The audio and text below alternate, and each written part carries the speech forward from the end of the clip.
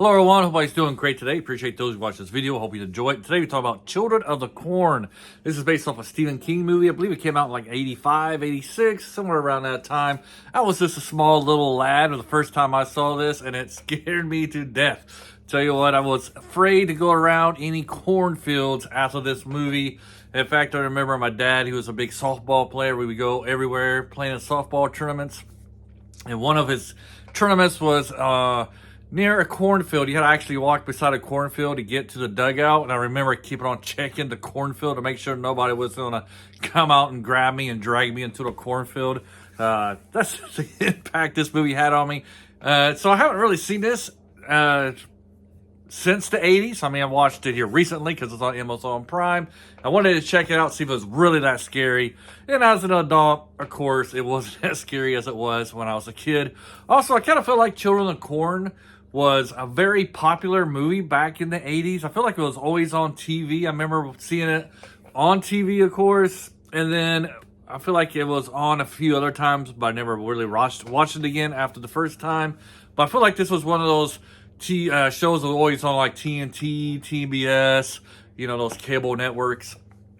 So, and it had to be a little popular. I mean, it has like, what, 5 or 6 sequels after it. I didn't realize that until I watched this. So yes, this was a very popular movie back in the 80s. I'm just going to go out and say it. If you disagree, let me know in the comments.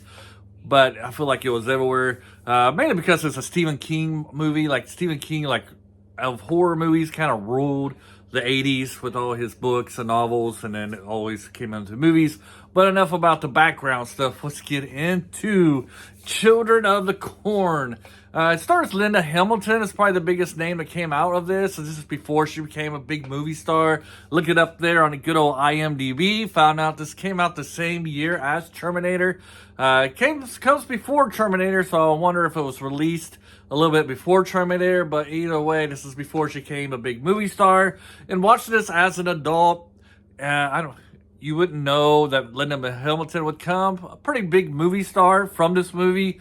Her acting is not very great. In fact, none of the acting in this movie is like really good. It maybe be passable at the least, but everybody seems to be kind of stiff.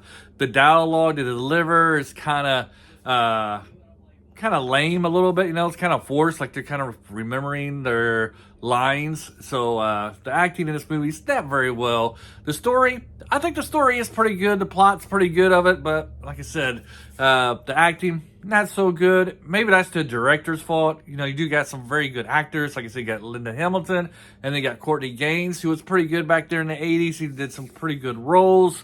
But overall, the acting is not very well done. And you got some pretty good camera shots, and the photography is pretty good in this movie.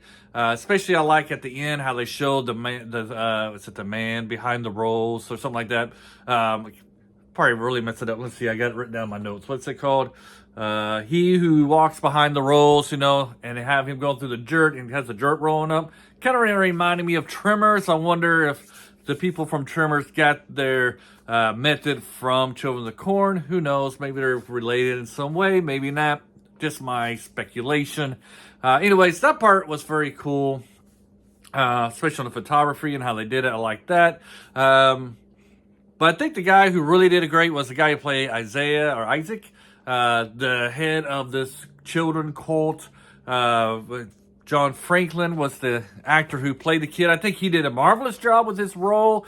Feels like he really got into that kid character, like the prophet and stuff.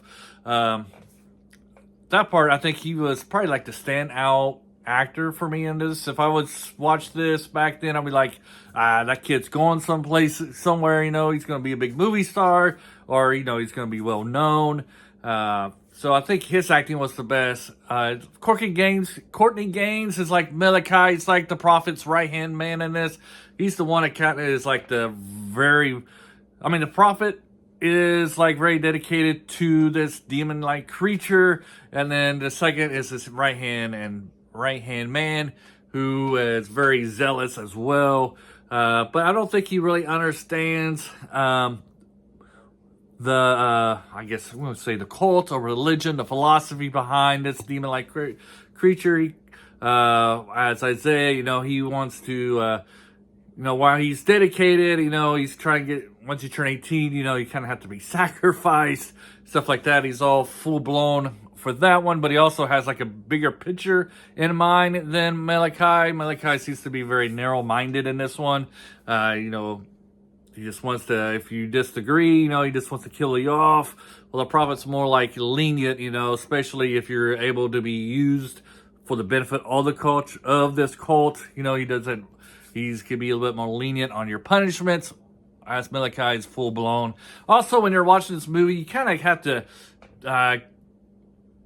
kind of put like belief and realistic realism out there in nowhere land. You just have to go with the flow, especially because all the grown-ups are dead in this and get murdered in this small town, and it's like 4 or 5 years, I think, later, or is it 3 years? 3 to 5 years later. I'm trying to remember the exact timeline. Anyways, we're talking about years, and nobody's suspicious like this that this come out or into this town. There's no electric bills being paid or anything. People come missing. Nobody's going to go there. I know they're trying to use the whole thing that this is in Nebraska, in the middle of Nebraska, and there might be another town like for an hour away and stuff like that. So it's kind of like in the middle of nowhere, but it's kind of suspicious though. You get this small town, they're going to have family, at least outside of town, you would think. And then, because the population is probably, 50 people, maybe 100, you get this really small city. So you just kind of put that stuff behind you. The realism is not very realistic, that these kids could really rule this small rural town as long as they did. But I do kind of like the overall message of this, not the message, but the overall plot's pretty interesting.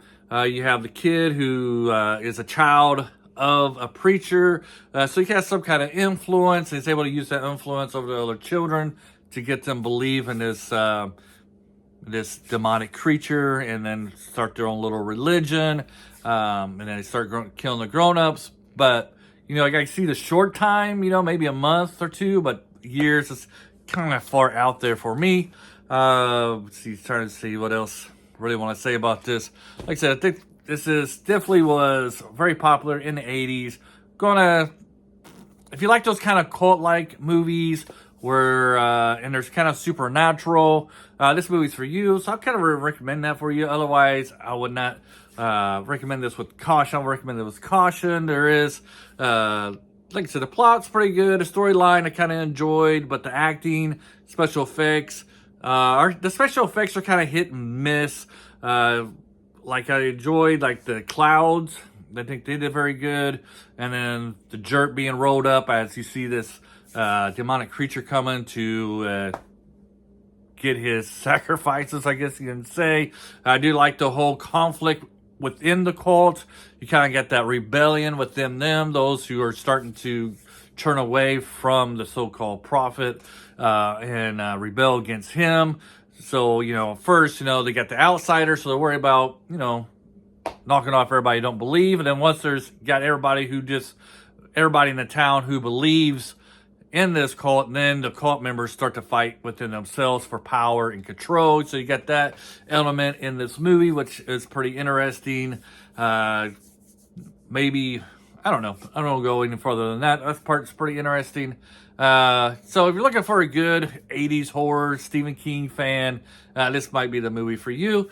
You can check it out right now on Amazon Prime, and hopefully you enjoy this review. If you've seen Children of the Corn, let me know below. Did you enjoy it? Do you hate it? What do you think? Do you think that the acting was pretty good? Am I wrong about their acting ability? Do you think Lionel Hamilton actually did a good job? Like I said right before in this though, her boyfriend / husband, Bert was his name. He's like one of the bravest horror movie people I've ever known. I mean, this guy's going into danger full well knowing what he's getting himself into. He sees blood, sees somebody gets killed. He's right in there in the woods. He sees something happening bad. He's right there willing to put his life in danger.